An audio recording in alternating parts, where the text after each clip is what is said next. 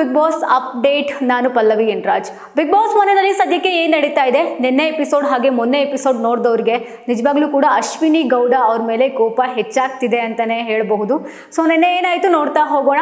ಅಶ್ವಿನಿ ಗೌಡ ಹಾಗೆ ಗಿಲ್ಲಿ ಅವರ ಕಾಂಬಿನೇಷನ್ ತುಂಬಾ ಚೆನ್ನಾಗಿ ಇಷ್ಟ ಆಗ್ತಾ ಇದೆ ಜನಕ್ಕೆ. ಜಗಳ ಮಾಡ್ತಾ ಇದ್ದಾರೆ. ಒಂದಷ್ಟು ಜನ ಹೇಳ್ತಾರೆ ಅಶ್ವಿನಿ ಗೌಡ ಅವರು ಫಸ್ಟ್ ವೀಕೆ ಆಚೆ ಬರ್ಬೋದು ಅಂತ, ಬಟ್ ಅದು ಆಗಲ್ಲ. ಇನ್ನು ಕೆಲವು ಸ್ಪರ್ಧಿಗಳು ಇನ್ನು ಓಪನ್ ಅಪ್ ಆಗಬೇಕು ಅಂತ ಅನ್ನಿಸ್ತಾ ಇದೆ. ಒಂದು ಮೂಲೆ ಗುಂಪು ಆಗ್ತಾ ಇದ್ದಾರೆ, ಒಂದು ಲವ್ ಸ್ಟೋರಿಗಳು ಕೂಡ ಸ್ಟಾರ್ಟ್ ಆಗ್ತಾ ಇದೆ. ಸೊ ಇವತ್ತಿನ ಪ್ರೋಮೋದಲ್ಲಿ ಸುದಿ ಅವರು ತುಂಬಾ ಜೋರು ಧ್ವನಿಯಲ್ಲಿ ಮಾತಾಡ್ತಾರೆ. ನಿಮಗೆ ಗೊತ್ತಿರೋ ಹಾಗೆ ಜಂಟಿ ಹಾಗೆ ಒಂಟಿ ಕಾನ್ಸೆಪ್ಟ್ ನಡೀತಾ ಇದೆ. 2 ತಂಡಗಳನ್ನ ರಚನೆ ಮಾಡಲಾಗಿದೆ. 2 ತಂಡಗಳ ಮಧ್ಯೆ ಟಾಸ್ಕ್ ಕೂಡ ಏರ್ಪಡಿಸಿದ್ದಾರೆ.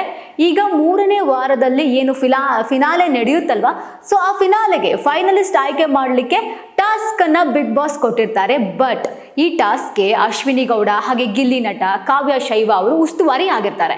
ಉಸ್ತುವಾರಿ ಮಾಡುವಾಗ ಒಂದು ತಪ್ಪು ನಡೆದೋಗುತ್ತೆ. ಆ ಒಂದು ತಪ್ಪಿಂದ ಇಡೀ ಮನೆ ಅಲ್ಲೋಲ ಕಲ್ಲೋಲ ಆಗುತ್ತೆ, ಜಗಳ ಪ್ರಾರಂಭವಾಗುತ್ತೆ. ಆಕ್ಚುಲಿ ಇವತ್ತಿಂದ ನೋಡ್ಲಿಕ್ಕೆ ಬಿಗ್ ಬಾಸ್ ತುಂಬಾ ಮಜಾ ಅನ್ಸುತ್ತೆ. ಸೊ ನನ್ನ ಎಪಿಸೋಡ್ನಲ್ಲಿ ನೋಡ್ತಾ ಹೋದಾಗ ಡಾಗ್ ಸತೀಶ್ ಹಾಗೆ ಚಂದ್ರಪ್ರಭಾ ಅವರ ಒಂದು ಸ್ಟ್ರಾಟಜಿ ಗೇಮ್ ತುಂಬಾನೇ ಚೆನ್ನಾಗಿತ್ತು, ಟ್ವಿಸ್ಟ್ ಕೂಡ ಕೊಟ್ಟಿತ್ತು.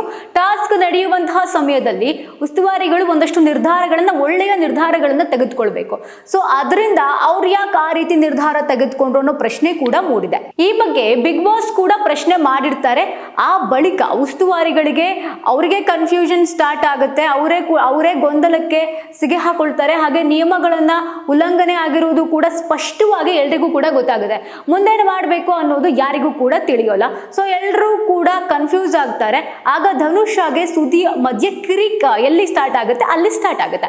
ಧನುಷ್ ಹಾಗೇನೆ ಸುದಿ ಅವ್ರ ಮಧ್ಯೆ ಜಗಳ ಸ್ಟಾರ್ಟ್ ಆದಾಗ ಸುದಿ ಅವರು ನನಗೂ ಕೂಡ ಆಟದಲ್ಲಿ ಅವಕಾಶ ಬೇಕು ಅಂತ ಕೇಳ್ತಾರೆ. ಅವರು ಕೇಳಿದ ಮಾತ್ರ ಅಲ್ಲ, ವಾದ ಮಾಡ್ತಾರೆ ಕೂಡ. ಆದ್ರೆ ಉಸ್ತುವಾರಿಗಳು ಏನು ಮಾಡ್ತಾರೆ, ಇದಕ್ಕೆ ರೆಡಿ ಇರೋದಿಲ್ಲ ಉಸ್ತುವಾರಿಗಳು. ಯಾಕಂದ್ರೆ ಈ ಕಡೆ ಧನುಷ್ ಕೂಡ ನನಗೂ ಕೂಡ ಬೇಜಾರಾಗುತ್ತೆ, ನನ್ನನ್ನು ಕೂಡ ಗೇಮಿಂದ ಹೊರಗೆ ಹಾಕಿದ್ರು, ನನಗೂ ಕೂಡ ಅವಕಾಶ ಬೇಕು ಅಂತ ಕೂತ್ಕೋತಾರೆ.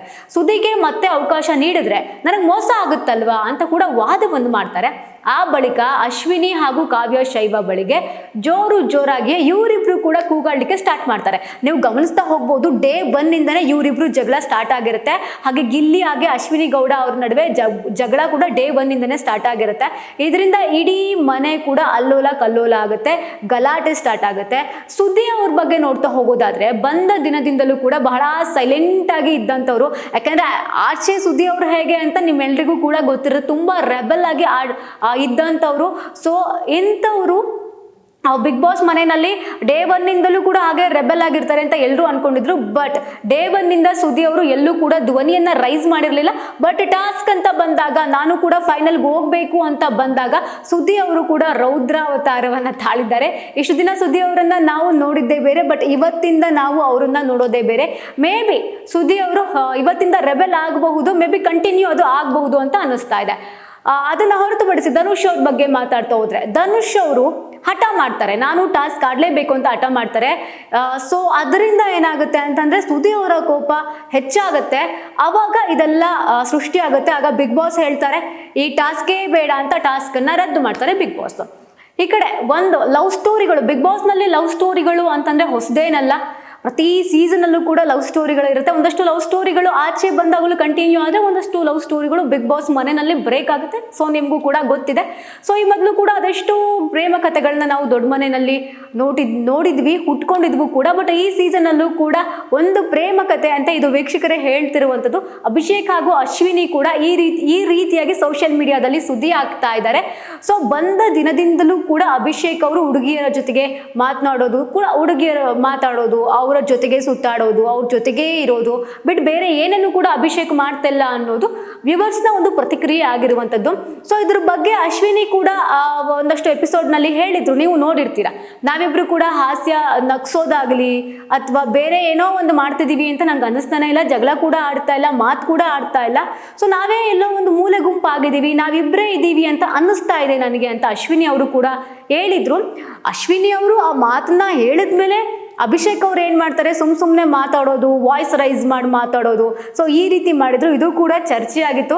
ಸೊ ಇನ್ನೊಂದು ಕಡೆ ಅಶ್ವಿನಿ ಗೌಡ ಹಾಗೆ ಗಿಲ್ಲಿ ಅವರ ಕಾಂಬಿನೇಷನ್ ತುಂಬ ಚೆನ್ನಾಗಿ ವರ್ಕ್ ಆಗ್ತಾ ಇದೆ. ನಿನ್ನೆ ಎಪಿಸೋಡ್ನಲ್ಲಿ ನೀವು ನೋಡಿರ್ಬೋದು, ರಾಜಹುಲಿ ಸಿನಿಮಾದ ಡೈಲಾಗ್ ಆಗಿರ್ಬೋದು, ಇದೆಲ್ಲ ಕೂಡ ನೋಡಲಿಕ್ಕೆ ಅಂದರೆ ಮಜಾ ಕೊಡ್ತಾ ಇದೆ day by day Bigg Boss. So ಇವತ್ತಿನ ಎಪಿಸೋಡ್ ಕೂಡ ತುಂಬಾ ಮಜಾ ಕೊಡುತ್ತೆ, ತುಂಬ ಮಸ್ತಾಗಿದೆ ಅಂತ ಅನಿಸುತ್ತೆ.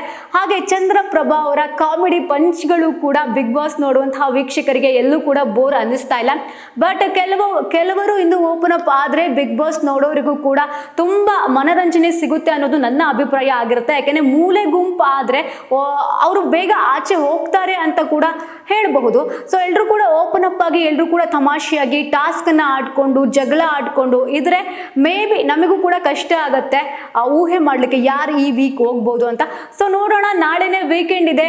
ಅಥವಾ ರಕ್ಷಿತಾ ಅವರು ಒಳಗಡೆ ಬರ್ತಾರ ಬಿಗ್ ಬಾಸ್ ಮನೆಗೆ, ಅಥವಾ ಮನೆಯಲ್ಲಿರೋರು ಯಾರಾದರೂ ಆಚೆ ಹೋಗ್ತಾರಾ ಅನ್ನೋದು ಕೂಡ ನಾಳೆ ಅಥವಾ ನಾಡಿನ ಎಪಿಸೋಡ್ನಲ್ಲಿ ನಮಗೆ ಗೊತ್ತಾಗುತ್ತೆ. ಇನ್ನು ರಕ್ಷಿತಾ ಅವ್ರ ಬಗ್ಗೆ ಒಂದು ಅಪ್ಡೇಟ್ ಅಂತಂದ್ರೆ, ರಕ್ಷಿತಾ ಅವರು ಕೂಡ ಏನು ಅವರ ಮನೆಗೂ ಕೂಡ ಹೋಗಿಲ್ಲ. ಸೊ ಅವರು ಬಿಗ್ ಬಾಸ್ಗೆ ಮತ್ತೆ ಬರ್ಬೋದು ಅಂತ ವೈಲ್ಡ್ ಕಾರ್ಡ್ ಎಂಟ್ರಿ ಅನ್ನೋದಕ್ಕಿಂತ ಸೀಕ್ರೆಟ್ ರೂಮ್ ಅಲ್ಲಿ ಅವರು ಇದ್ದಾರೆ ಅಂತ ಎಲ್ಲರೂ ಕೂಡ ಮಾತಾಡ್ಕೊಳ್ತಿದ್ದಾರೆ. ಬಟ್ ಗೊತ್ತಿಲ್ಲ ರಕ್ಷಿತಾ ಅವರು ನಾಳೆ ಅಥವಾ ನಾಡಿದ ಸಂಚಿಕೆಯಲ್ಲಿ ಬರ್ಬೋದಾ ಅಂತ. ಸೊ ನೋಡೋಣ ಇವತ್ತಿನ ಎಪಿಸೋಡ್ನಲ್ಲಿ ಮತ್ತೆ ಜಗಳ ಯಾವ ರೀತಿ ಆಗುತ್ತೆ ಅಂತ. Thank you so much.